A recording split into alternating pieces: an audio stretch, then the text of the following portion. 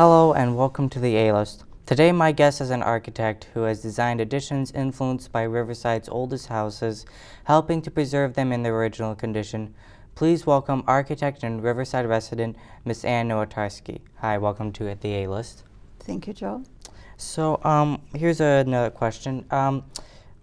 Where were you born? I'm not asking for a when, just a where. I was wondering if that was a trick question, but actually I was born in Charleston, Illinois, which is about three and a half hours south of here. And let's just say I was born in the 50s. We'll leave it at that, okay? Okay, we'll leave it at that. So what was your childhood like anyway?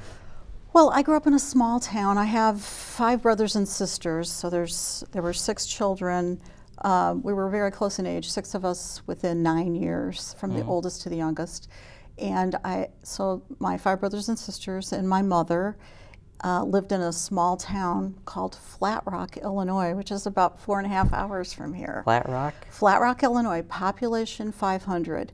And when we relocated there, the census, there were 7 of us, the census was done right after we came, and literally the population was 507. I've always remembered that. And it's a little town near the Wabash River, south near Vincennes, Indiana, which is about as far south as St. Louis, but on the Indiana side. So I grew up in that little town, and my grandparents, when we were there, moved there too, and that was very much small town living. Okay, so where did you go for your education? I went to the University of Illinois at Champaign-Urbana, as did all my brothers and sisters. We just, each one started there and finished there, so there was always a brother or sister there when I was there. And, you know, we were lucky to go there, coming from a small, little small community like that. What about college? Well, when I was starting college, I actually was in a field. I started in a field that was called architectural engineering my freshman year. And unbeknownst to me, they dissolved architectural engineering when I was a freshman. So I had a choice whether to stay in the College of Engineering and pick another specific engineering field, or to go over to the College of Architecture, the School of Architecture. And I chose to go to the School of Architecture because when I was in high school, it was a small high school, about, I think there were 200, wasn't that small, 200 kids in our graduating class. I was very good at math. I was good at art. I was good at music. I was not very good at science. I didn't like it. But I thought architecture or architectural engineering would be a really good combination of math and art. I didn't think I could make a living in music, so I chose the math and art, and that's how I ended up going into that field. When I was in high school, back in the 70s, okay, I was the first girl to take drafting. Really? Yeah, and so that was the big groundbreaking thing. Girl takes drafting back then. So when I went to University of Illinois, you know, it was fun taking architecture. You got to do sculpture and painting along with the other, you know, more technical classes that you took. And I was also lucky because when I was a senior, I spent a year in France or a year in Europe. And that program, which is called the Versailles program, is still there. And what you get to do is you get to go live actually at the Palace of Versailles, which is a suburb of Paris. And I stayed a little longer than everyone else. But I mean, I was there for 10 minutes. I think I stayed an extra month.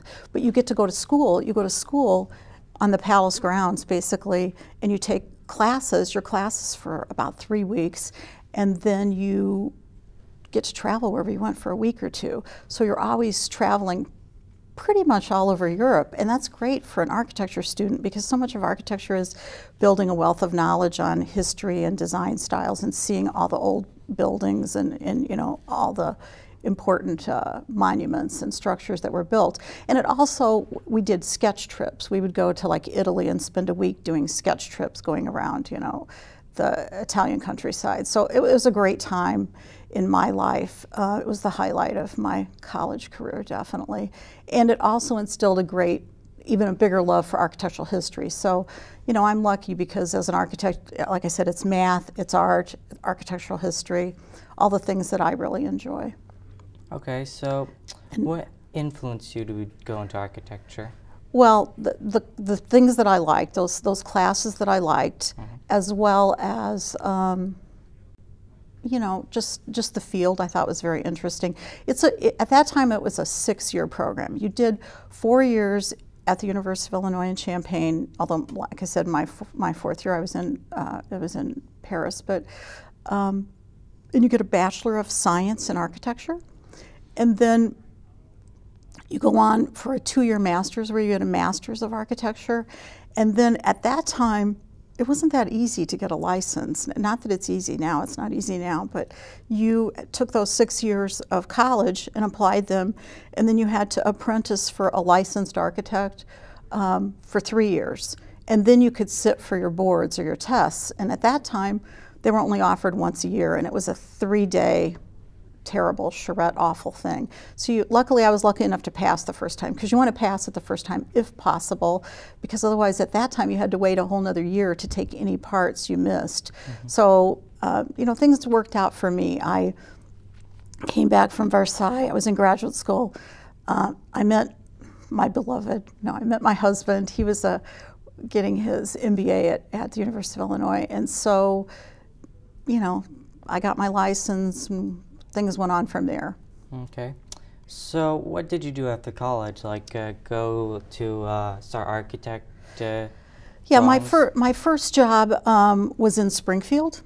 And now remember, I came from this little town. So Springfield, we think of it as a small town, but it was a big town for me. And I was hired to work on a big project. The firm I was working for was a medium firm. It was about 10 guys, 10 people. And we were hired to do a big state of Illinois 3-block building at the time. And so I was there, and I worked there for 2 years. My husband had gotten out of college, and we weren't married at the time, but we were getting married, and he got a job in Springfield temporarily for his consulting firm. So we lived down there, and that's a good time in our life. We had fun. And then he's from Chicago, so then we came back to Chicago, and I took a job with one of the big firms in Chicago, the big architectural firms, and we lived in DePaul area our first year. And that was really a big thing for me, because I would get on the L to go downtown to work, and I just thought I was going to die and fall off get swept up by the L, because I wasn't used to that. And so I worked for a large firm down there. My first job, I remember, was drawing the toilets at the 900 North Michigan building, which is the building that like Bloomingdale's is in, and I think the Four Seasons Hotel was there. But so that wasn't too exciting, but you know, you pay your dues. So I worked for a large firm there, and then I took a job which was wonderful for an international hotel company, and that was great because by that time we had moved to a building on Lakeshore Drive, which at that time was called 666 Lakeshore Drive, but they changed it because they thought that was too demonic, I guess, and so now it's 680 Lakeshore Drive. But it was it's an old, beautiful building. It was the old Furniture Mart building before the Furniture Mart is there now, and they converted it to condominiums, and kind of like now, they didn't sell the condominiums, so we were one of the first renters, and it seems like we had the whole place to ourselves. And I thought I had died and gone to heaven when we moved there, because you know, you're living on Lakeshore Drive. I could walk to work down in the Loop, or I could take the Streeterville bus, but it was great. My husband was doing a lot of traveling with his firm, and like I said, I started to work for an international hotel company as an architect, and so I would travel. I would be in town for a month, and then I would travel outside of the country for a week or so, and then come back and be in town for a month. So when I was in college, I got to travel a lot in Europe for that year, and then when I was 30 or late 20s and 30s, I worked for this international hotel company, and I got to travel to the Far East, to the Middle East, to Australia, pretty much all over the world. So that was a great life. That was a wonderful life. So can you tell us about the houses in Riverside, like the architecture and the additions you're working on right now? Sure. Yeah, I mean, basically, I ended up in Riverside because I had my oldest daughter was born when we were living downtown, and we decided we should come to maybe a place that we would be able more affordable to, send her to school and more of a community. And at the time we were living downtown, didn't know where to go. And I remembered Riverside from college, because when you're in architecture or landscape architecture, you study Frederick Law Olmsted, and Riverside is, one of the earliest planned communities, and Frederick Law Olmsted as the father of landscape architecture. And I knew Riverside was around here somewhere, but I'd never been there. Yeah. So I came out here and immediately, fell in love with it firsthand. Yeah. Do you want to show us a picture? Sure. Of the house you're working on right Sure. Now? And anyway, so the great thing about the houses in Riverside is they're all very diverse.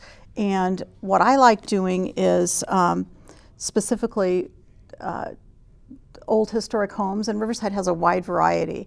I brought an example of one that we're finishing up right now. Yeah. This is a book that's called Riverside 1896 that was reprinted in 1996, but it was published in 1896.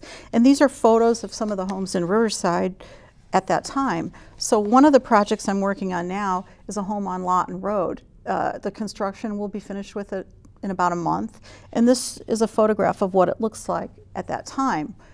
It doesn't look much different now, but what we've done, and I brought a set of drawings to show you, what we've done is we incorporate, these are a set of architectural drawings for this project, we try to incorporate the same photograph, and we keep referring to that photograph for all the details as far as the trim details and things like that. And so that's very exciting, because you feel, talk about being green, that's definitely recycling and reusing old things. This project specifically, let me show you another picture. And the house is literally colored green. The house is, oh, you know the house because you walk by it probably. Yeah. It's on your street. Every single day. Yeah, but we're painting it. Look in about a week, and it might not be every single day you see it. But let me show you an example of. So this is a set of architectural drawings. These are some elevations of the house. We did a typical addition on the back with a family room and a master suite. And what's exciting about this property, I think, is that the owners have been very good, and they've chosen to try to restore as much as they can, as well as make it livable for today. So we, keep all the old windows, keep the inlaid floors, and it looks very much like it did, but for use in modern times. Yeah, well, that actually is a good thing, because you're saving a house that's still in good livable condition, and you can make it actually better than it was before. That's exactly right, and it's a win-win. You're saving the house. That's why I work in a lot of suburbs, but I like to be in Riverside not only because I live here, but you feel like you're doing the right thing, and Riverside deserves to have a lot of the construction or the residences retained and preserved. Do you have any future plans on architecture right now? Well, just keep working. When I first moved to Riverside, 25, 26 years ago, my early years here, I spent a lot of time besides working, spent a lot of time volunteering. I was involved in the first Preservation Commission. I chaired the Riverside Historical Commission for 10 years or so. And so I was able to do that, meet a lot of people, learn more about the village. The 10 years after that, my daughters, I have two daughters, Allison and Kristen, and they were both in college. And so at that time I focused a lot on work because I had to help pay the bills, my husband and I. Now my daughters are through college. I'm able to pick and choose projects I like a little bit more. I'm working on a project that we're starting construction. Actually, we're going to start digging the hole this afternoon. So really? When I leave, and it's a project out in Hinsdale, and it's fun because you get to choose a little bit more as you get older. My family is back here now. My daughters, one was on the East Coast, one was on the West Coast, and about 6 months ago, they both ended up in Chicago. They're both actually living downtown near where their dad and I lived when we were their age, so it's kind of fun. Yeah. So, with my husband, my daughters, the dogs, and my work, that keeps me busy. And the lucky thing about my work is it's fun. It's almost like a hobby because, especially now that you get to pick and choose a little bit the projects you want to do. So yeah, that's really interesting. I mean, yeah. It's got to be a pretty fun job working on houses. It is. It is. When I started out, I did a lot of other things, but as I've gotten, you know, more into my personal profession, I like doing residential work a lot, especially, like I said, some kind of property that has a history. It doesn't matter if it's from the 1890s, like this house was built, or if it's from the 1950s. It's just very interesting to do. Yeah. Well, that's all the time we have, and thanks for coming on to the show. Okay, thanks for having me, Joe. It's been my pleasure. Thank you. Well, everyone, that's the A-List, and I'm Joe Marino, and see you next time.